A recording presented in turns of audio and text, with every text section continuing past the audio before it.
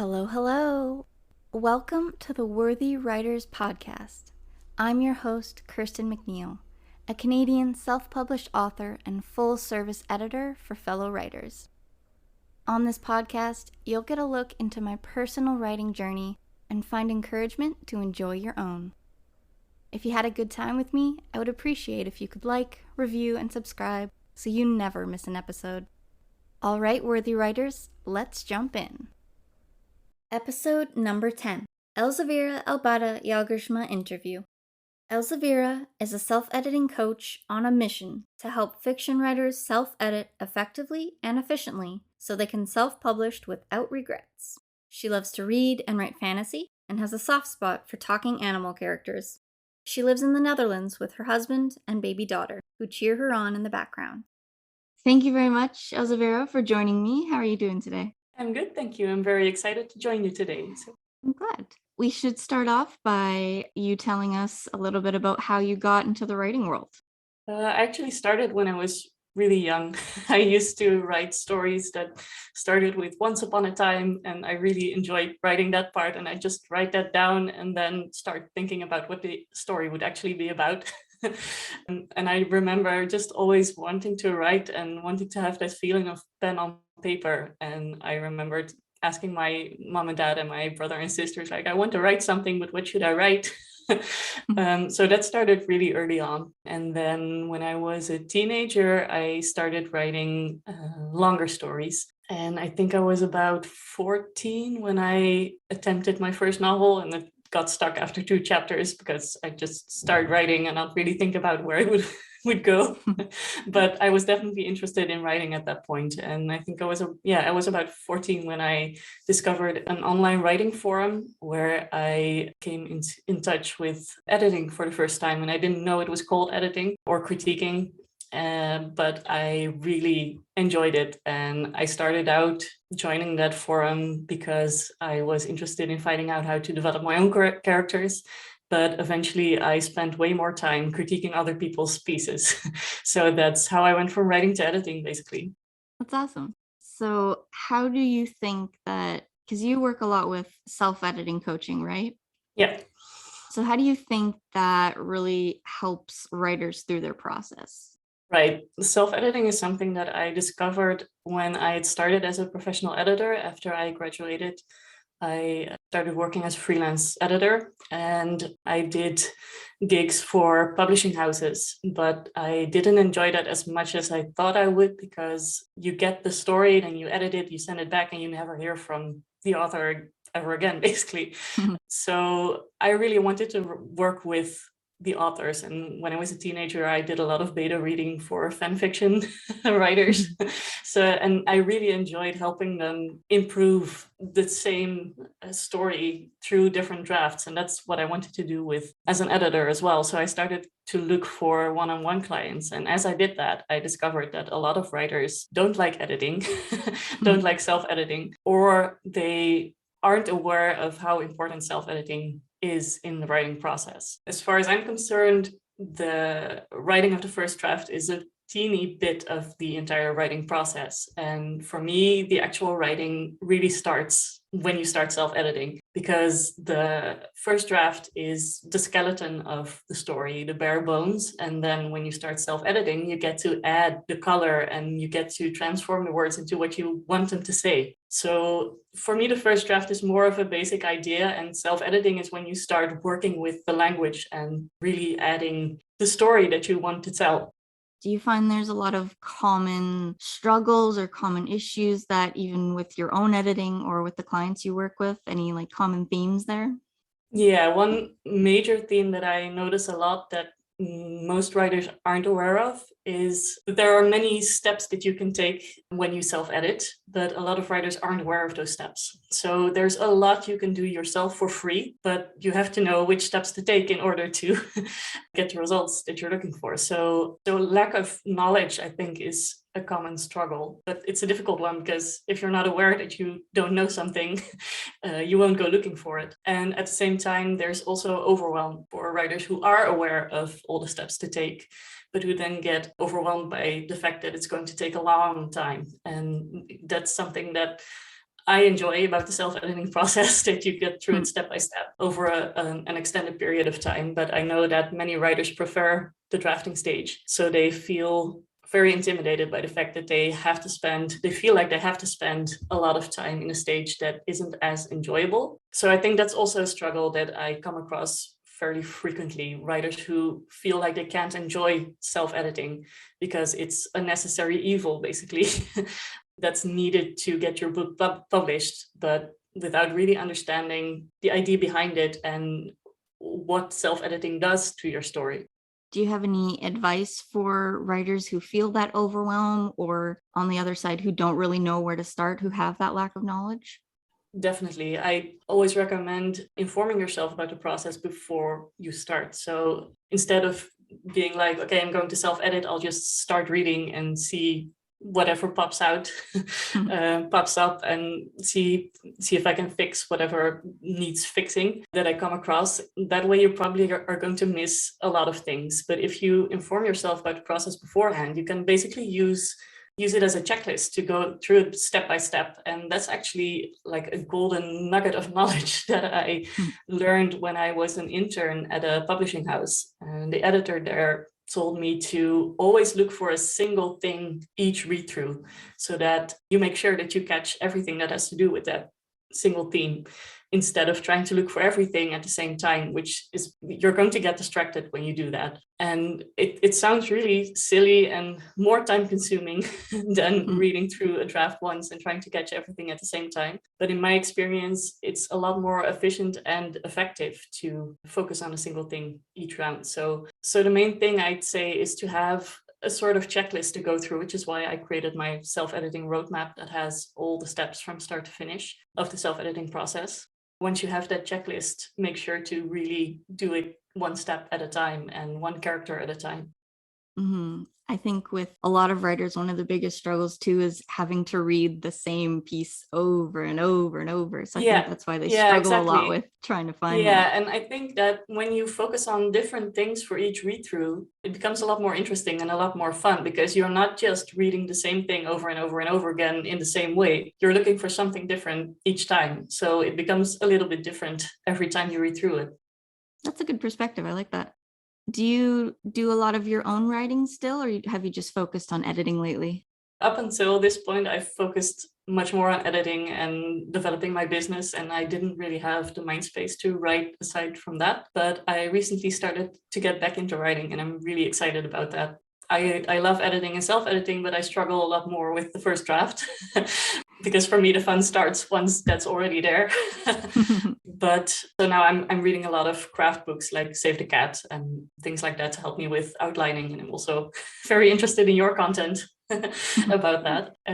So yeah, I'm definitely getting back into it. And I have a few drafts laying around that I wrote during NaNoWriMo a few years ago. So I'm excited to explore those a little more. That's awesome. So I'd love to hear you talk more about I believe it's a course, the Self-Edit Like a Pro. Is that the right way to label it? Yeah. Yeah, Self-Edit Like a Pro is an online course that covers the entire self-editing process from start to finish with every single detail. It's very detailed. It's not for people who want to rush through the self-editing process as quickly as possible. It's for people who want to make the most of the process and really make sure they don't miss anything. It has a lot of focus on character development and world building, and mostly character development, because the way I see it, characters are at the core of every story. Even if you feel like your story isn't character driven, chances are it really is.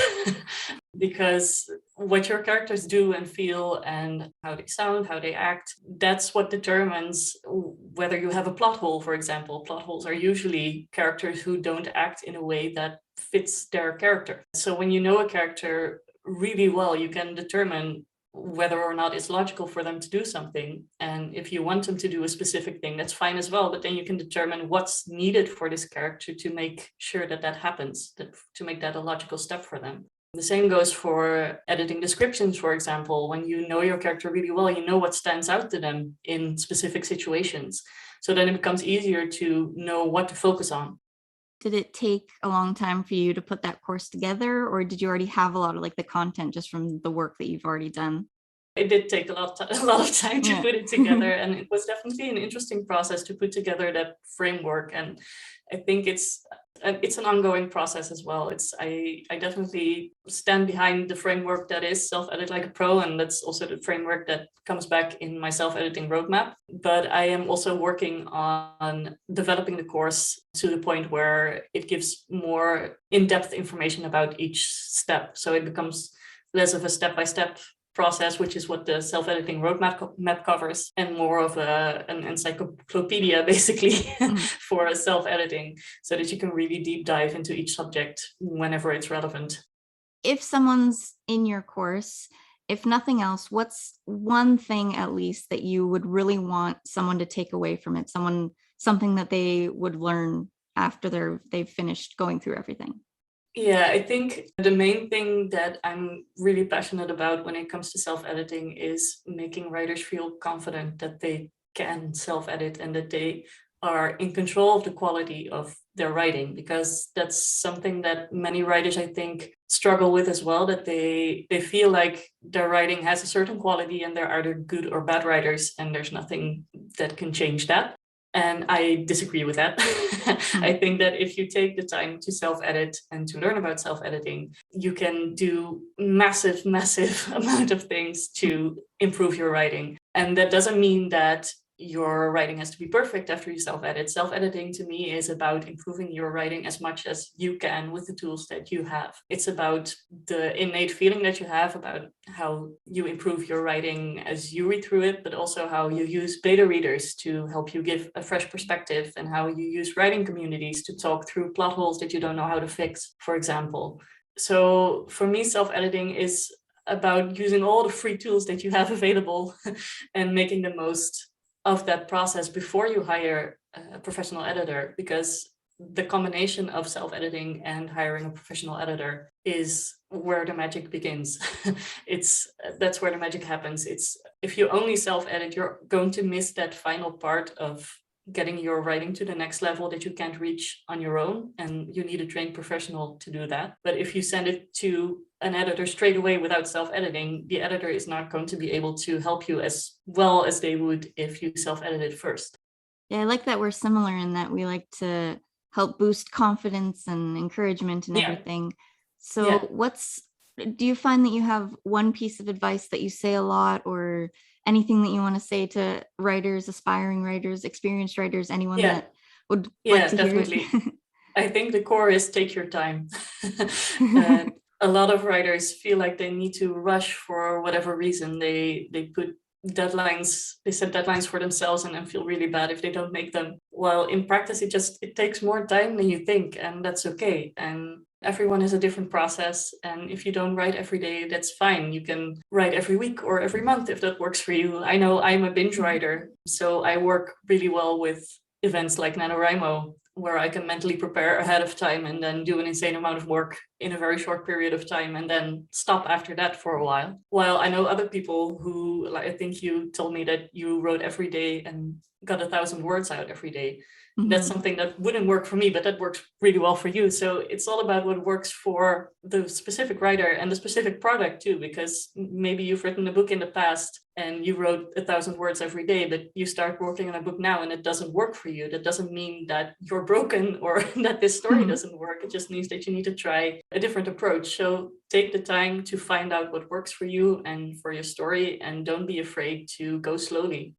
Yeah, one thing you reminded me of as well when you were helping me with a little bit of feedback on my course is to take breaks. That's part of the process. You have to remind yourself. Absolutely. Or schedule in the breaks, right? Absolutely, yeah. And that's something that I see a lot of writers forego as well. They might take a break for like a week and that's already great, because any break is better than no break. But in my experience, a break that lasts longer than 2 weeks and preferably lasts up to 4 weeks will really make a difference to the way you approach your work. And that goes for writing, but for any other big project you have going on as well, because that's the time it takes to basically forget what it's like to work on it. And the fact that you forget about that makes it a lot easier to look at it critically when you get back and to be less emotionally invested before thinking about changes you can make. And that's the same with when you receive feedback from beta readers, for example. I know that when I receive feedback that's critical, I'm really happy with it, but my knee-jerk reaction is to get defensive. And I know that about myself, so I know that I need to take a break before I start implementing the feedback. Because when I look at the feedback later, often I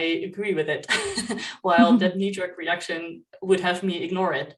Yeah, I'm the same way. I have that knee-jerk reaction, and then once I stop a little bit and think, I'm like, oh yeah, that is right. Exactly. Yeah. Yeah. So it's really selling yourself short if you don't take those breaks, because it's part of letting things ruminate in your head. And it's like when you're cooking a dish that has a lot of flavor, you need to let it simmer for a while before it's finished. All right, so we're finishing up here. So is there any last words you want to share with listeners about you or anything you're working on? Well, I'm really excited about that self-editing roadmap that I recently published, basically, or released, or I don't know what the right word is, which is, it's like the price of 2 fancy coffees, so it's not a lot. And it contains the entire self-editing process from start to finish. So the course goes really in depth, but the roadmap still has every single step that's also in the course. So if you want to get started with self-editing, but you don't know how to start, or you don't know you're self-editing already, but you're overwhelmed, I think that's a really great place to start. Yeah, to beat that overwhelm, to build your confidence, and to know when to take breaks, how long to take breaks, when to enlist beta readers for the best results. And it even has a section about the next steps, whether you want to traditionally publish or self-publish. So I'm really excited about that. And I also started a podcast recently called the Self-Editing Strategist Podcast, and I interviewed you on that as well. So go check out that episode. So that's what's been keeping me busy. That's awesome. Sounds great. All right. Thank you very much, Elzevera, for joining me. Thank you so much for having me, and thank you for listening. Happy writing, worthy writers. Thank you for joining me on the final episode of the Worthy Writers Podcast Season 1. Learn more about Elzevera through the links in the show notes, and make sure to subscribe to the Worthy Writers Club to access exclusive content from both of us. I hope you'll join me in the new year for Season 2. I appreciate your support, and happy holidays! Thank you for listening to the Worthy Writers Podcast. Did you enjoy this episode? Share your love and support by checking out my Buy Me a Coffee profile for bonus content and to help me continue building my creative empire. If you'd like other ways to connect, follow me on Instagram, join my Facebook group, or explore my website to learn more about me, be part of my community, or suggest topics for future episodes. All links are in the show notes. I can't wait to connect with you. My final words before you go: never forget that you are worthy.